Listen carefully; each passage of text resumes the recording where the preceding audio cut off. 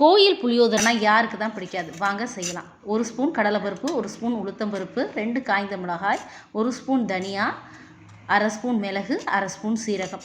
இது பாதி ரோஸ்ட் ஆகிட்டு இருக்கும்போது 1/4 ஸ்பூன் வெந்தயம் சேர்த்துக்கலாம். இதை நம்ம கோர்ஸாக அரைச்சி எடுத்துக்கலாம். இப்போது ஒரு லெமன் சைஸ் புளியை தண்ணியில் கரைச்சி எடுத்துப்போம். இப்போ நல்லெண்ணெயை விட்டு அதில் 1/2 ஸ்பூன் சீரகம், 1/2 ஸ்பூன் உளுத்தம்பருப்பு, 1/2 ஸ்பூன் கடலைப்பருப்பு, ஒரு கொத்து கறிவேப்பிலை சேர்த்துக்கோங்க. வேர்க்கடலை 1 ஸ்பூன் சேர்த்துக்கோங்க. முந்திரி 4, 2 காய்ந்த மிளகாவை கிள்ளி சேர்த்து ரோஸ்ட் பண்ணலாம்.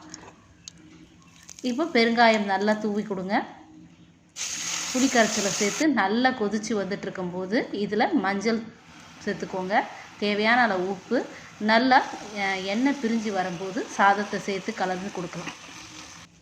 இப்போ கலந்து கொடுத்ததுக்கப்புறமா நம்ம ரெடி பண்ணியிருந்த பவுடரை ஒரு 1.5 ஸ்பூன் சேர்த்துக்கோங்க. சேர்த்து எம்மியான புளியோதரை ரெடி. ட்ரை பண்ணுங்கள்.